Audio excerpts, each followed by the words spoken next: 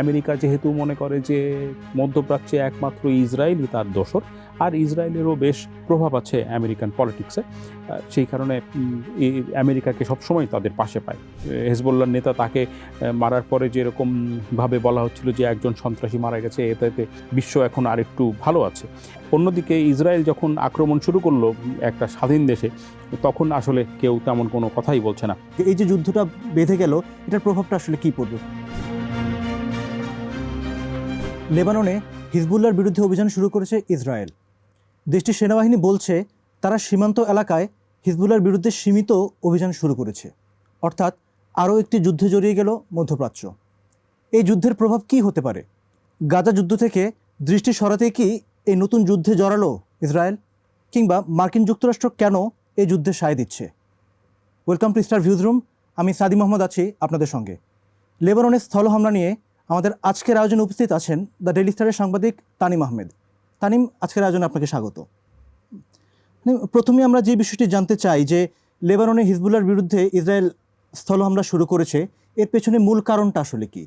একেবারে প্রাথমিকভাবে ওদের যে বক্তব্য সেই অনুযায়ী প্রথম কারণটা হচ্ছে যে অনেকদিন ধরে হেজবুল্লাহ, যার ঘাঁটি লেবাননের দক্ষিণে এবং ইসরায়েলের উত্তর সীমান্তের ঘেঁষা, সেখান থেকে প্রচুর পরিমাণে রকেট হামলা করছিল ইসরায়েলের ভেতরে।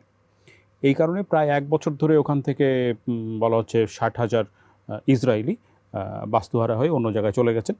তাদেরকে তাদের বাড়িতে ফেরত আনার জন্যে এই এই গত সপ্তাহ দুয়েক ধরে তাদের প্রথমে ওয়াকি টকি, পেজার ওয়াকি টকি বিস্ফোরণ হলো, তারপরে আক্রমণ শুরু হলো। এখন তাদের যে আক্রমণ শুরু হলো, এই যে স্থল আক্রমণ, এতদিন পর্যন্ত বিমান হামলা হচ্ছিল, বোমা হামলা হচ্ছিল, এখন গতকাল থেকে তারা ছোট ছোট জায়গায় বলছে যে স্থল মাটি দিয়েই তারা যাচ্ছে, মানে আর্মি ঢুকছে।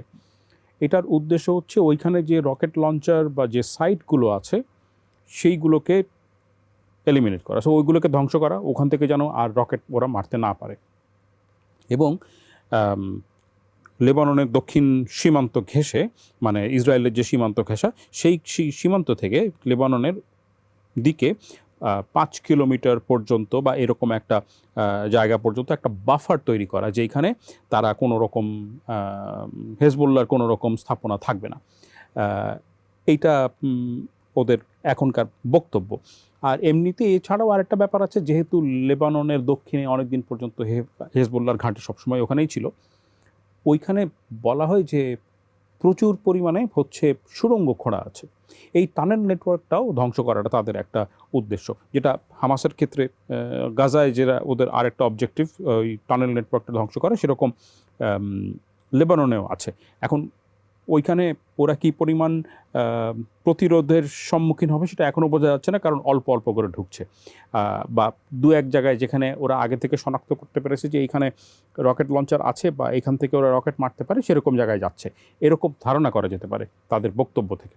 কিন্তু আমরা যেটা দেখছি যে একটি স্বাধীন দেশে হামলা শুরু করেছে ইসরায়েল, কিন্তু এরপরও পশ্চিমা দেশগুলো কেন নিশ্চুপ? তারা তো কিছু বলছে না কেন আসলে? এই ক্ষেত্রে কখনোই পশ্চিমা দেশগুলো সেরকম করে কিছু বলে না। এটা ঠিক গতকাল থেকে লেবানন একটা স্বাধীন সার্বভৌম দেশ, সেইখানে অন্য একটা দেশের অভিযান চলছে। এইটা অন্য যে কোনো সময়ে যে কোনো জায়গায় এটা আসলে একটা যুদ্ধ ঘোষণার মতো, অ্যাক্ট অফ ওয়ার। এখানে যেটা হয় যে, এবং এইটা কিন্তু ইসরায়েল যে প্রথমবার করছে তা না। এর আগে 82 সালে ইসরায়েল, তখন পিএলওর ঘাঁটি ছিল লেবাননে, এবং তখন পিএলওকে ধ্বংস করার জন্য ইসরায়েলি বাহিনী লেবাননের দক্ষিণ থেকে শুরু করে যেতে যেতে একেবারে বৈরুত পর্যন্ত চলে যায়। অনেক দিন পর্যন্ত সিভিল ওয়ার চলে এবং তাদের সাথে ইসরায়েলি বাহিনীর সাথে যুদ্ধও চলে। 2006 সালে আরেকবার এরকম আক্রমণ করে ইসরায়েল, তখন 40-45 দিনের মতো যুদ্ধ হয়েছিল এবং তারপরে ফেরত আসতে হয়েছিল তখনও। তবে শেষ যে 2006 সালের যুদ্ধে ইসরায়েলের অভিজ্ঞতা বেশ তিক্ত। ওখানে হেজবুল্লাহর সামনে তারা অনেক জায়গায় আকস্মিকভাবে আক্রমণ হয়েছে, আক্রান্ত হয়েছে এবং অনেক লোক মারাও গেছে। এরকম দুই পক্ষই এটা শেষে সিজ ফায়ার হয়েছিল, ইউএন সিজ ফায়ার। তারপরে দুই দেশই আসলে বলেছিল যে আমরা জিতেছি। এখন এইখানেও ওই রকমই একটা আলোচনা চলছে যে ইউএন সিজ ফায়ার হবে। এখন পর্যন্ত আমেরিকা যেহেতু মনে করে যে মধ্যপ্রাচ্যে একমাত্র ইসরায়েলই তার দোসর, আর ইসরায়েলেরও বেশ প্রভাব আছে আমেরিকান পলিটিক্সে, সেই কারণে আমেরিকাকে সবসময় তাদের পাশে পায়। যখন হাসান নাসরাল্লাহ যে হেজবুল্লাহর নেতা, তাকে মারার পরে যেরকমভাবে বলা হচ্ছিল যে একজন সন্ত্রাসী মারা গেছে, এতে বিশ্ব এখন আরেকটু ভালো আছে। অন্যদিকে ইসরায়েল যখন আক্রমণ শুরু করলো একটা স্বাধীন দেশে, তখন আসলে কেউ তেমন কোনো কথাই বলছে না। শুধু সম্ভবত ইউরোপিয়ান ইউনিয়নের মুখপাত্র একটু কিছু বলেছেন, তবে মোটামুটিভাবে যারা উল্লেখযোগ্য তাদের মধ্যে থেকে এখনও পর্যন্ত কোনো রকম স্ট্রং স্টেটমেন্ট বা এরকম কিছু হয়নি। সবাই চেষ্টা করছে যে ইউএন সিজ ফায়ার একটা হবে, তবে ইউএন সিজ ফায়ারটা সম্ভবত একটু আস্তে ধীরেই হবে। ততদিনে ইসরায়েল বেশ কিছুদিন ধরেই এই আক্রমণ চালাবে এবং চেষ্টা করবে ওদের বাফারটা এস্টাবলিশ করার। আচ্ছা, মানে আপনার কথা আমরা কিছুটা পেয়েছি। তারপর যদি মানে এই যে যুদ্ধটা বাঁধলো বা লেবানন হিজবুল্লাহর সঙ্গে বিরুদ্ধে যে ইসরায়েলের অবস্থান, এটা নিয়ে যুক্তরাষ্ট্রের অবস্থানটা নিয়ে আপনার পর্যবেক্ষণটা কি? এটা যদি আমাদেরকে একটু পরিষ্কারভাবে বলতেন যে যুক্তরাষ্ট্র এখন যে অবস্থানটা আছে, এটা নিয়ে আপনার পর্যবেক্ষণটা কি? যুক্তরাষ্ট্র সবসময় ইসরায়েলের ব্যাপারে দুর্বল, এবং যুক্তরাষ্ট্রের বিভিন্ন পলিটিশিয়ান বিভিন্ন সময়ে এদের বিরুদ্ধে কথা বলার পরে সাংঘাতিক বিপদেও পড়েছে। এক তো হচ্ছে যে ইসরায়েলের প্রভাব বলতে কি, যে আমেরিকায় ইহুদি প্রভাব অনেক শক্ত। সেখানে মিডিয়া হোক, অন্যান্য ইন্ডাস্ট্রি, হলিউড, সব জায়গাতেই তাদের প্রভাব আছে। এবং এই ক্ষেত্রে ওরা মোটামুটিভাবে একটা বড় প্রশ্ন হয়ে দাঁড়ায় সবসময় আমেরিকান পলিটিক্সে, যে ক্ষমতায় আসছে, যারা ক্ষমতাবান, তাদের আসলে ইসরায়েল প্যালেস্টাইন নিয়ে তাদের পজিশন কি। এইটা খুব ডেলিকেট ওদের পলিটিক্সের লবি গ্রুপের কারণে হোক বা যে কারণেই হোক, এটা বেশ একটা স্পর্শকাতর বিষয়। এবং ওরা সবসময় আসলে যেই থাকুক না কেন ক্ষমতায়, মোটামুটিভাবে এটা ইসরায়েলের পক্ষে থাকে। অনেক সময় এরকমও বলা হয় যে যদি ইসরায়েলের পক্ষে তুমি না থাকো, তাহলে আসলে কোনো রকমই ক্ষমতায় যাওয়াটা খুব কঠিন, যদি না অসম্ভব হয়। মানে এমনিতে হিজবুল্লাহর সঙ্গে ইসরায়েলের যে বিরোধ, এটা তো বেশ পুরনো একটা বিরোধ। এবং গত বছর অক্টোবরে গাজা যুদ্ধকে কেন্দ্র করে আমরা দেখলাম যে তাদের বিরোধটা আরও জোরালো হয়েছে। এবং তখন কিন্তু হিজবুল্লাহ ইসরায়েলে স্বল্প পরিসরে হামলা চালিয়েছে, ইসরায়েলও পাল্টা হামলা চালালো। কিন্তু গত 1.5-2 সপ্তাহের পরিস্থিতিটা একদম সম্পূর্ণ ভিন্ন এবং একটা যুদ্ধই জোরালো বলা যায়। তো আমরা সর্বশেষ যে বিষয়টা আপনার কাছে জানতে চাই যে এই যে যুদ্ধটা বেঁধে গেল, এটার প্রভাবটা আসলে কী পড়বে, কী ধরনের প্রভাব হবে এই যুদ্ধের আসলে? হ্যাঁ, এই পর্যন্ত যে যতটুকু হচ্ছিল তাতে আসলে একটা সবাই যার বলা যায় যে ওই মাত্রা অতিক্রম করেনি এরকম, যে যার জায়গায় ছিল। হেজবুল্লাহ আর ইসরায়েলের কথা যদি বলি, অন্যদিকে হামাসের সাথে যে যুদ্ধ হচ্ছে গাজায়, সেখানে তো যুদ্ধ বেশ পুরোদমেই যুদ্ধ হচ্ছে বলা যায়। হেজবুল্লাহর বিরুদ্ধে এইটা যে শুরু হবে, এটার মোটামুটি আভাস পাওয়া যাচ্ছিল দু সপ্তাহ আগে থেকেই, যখন ইসরায়েলি সৈন্যরা এবং তাদের রিজার্ভিস্টদেরকে ওইদিকে মুভ করেছে উত্তরের দিকে। তাদের উপরে ওই পেজার এবং ওয়াকিটকি বার্স্ট হলো, তারপরে হচ্ছে ওখানে রকেট হামলা হওয়া শুরু করলো, বেশ কয়েকজন নেতাকে তারা মেরে ফেললো।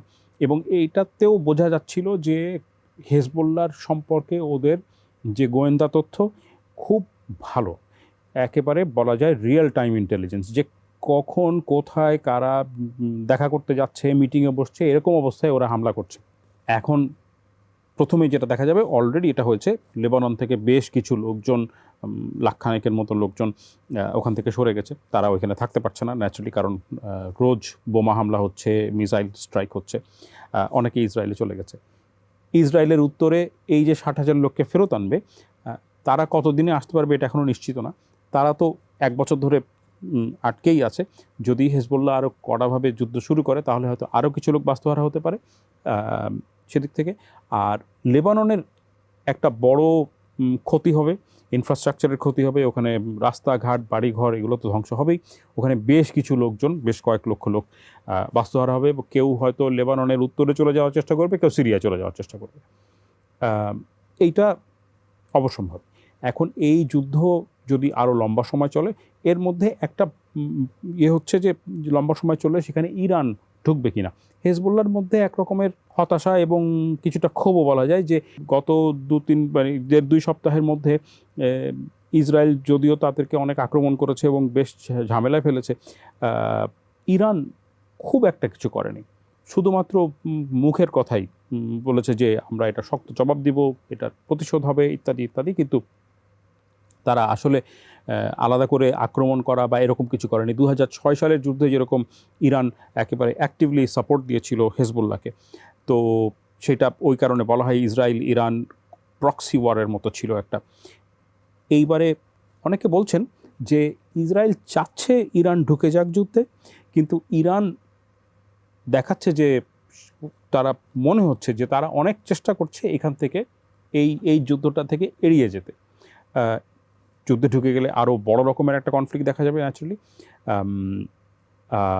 কিন্তু সেটা এখনও পর্যন্ত তারা অ্যাভয়েড করেছে। তো সেটা যদি হয় তাহলে পরে শুধুমাত্র হেজবুল্লাহর বিরুদ্ধে ইসরায়েল যুদ্ধ চালাচ্ছে, এটা আপাতত একটা অস্থিতিশীল অবস্থা। কিন্তু এই মধ্যপ্রাচ্যের এইটার আপাতভাবে দেখে মনে হয় যে এখন পর্যন্ত যেরকম অবস্থা আছে তাতে খুব বেশি যে প্রভাব পড়বে পুরো বিশ্ব পরিস্থিতিতে অথবা অন্যান্য জিওপলিটিক্যাল লেভেলে, এই রকম এখনও পর্যন্ত মনে হয় না।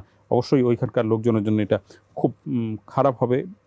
লেবানন অনেক পিছিয়ে যাবে, ইসরায়েলের ভেতরে ইকোনমিতে অনেক টান পড়বে, আর গাজার উপরে হয়তো কিছুটা দৃষ্টি সরবে, কিন্তু গাজায় যুদ্ধ তো এখনও চলছে। আমার মনে হয় না যে ওখান থেকে দৃষ্টি সরাতে অন্যদিকে নিচ্ছে।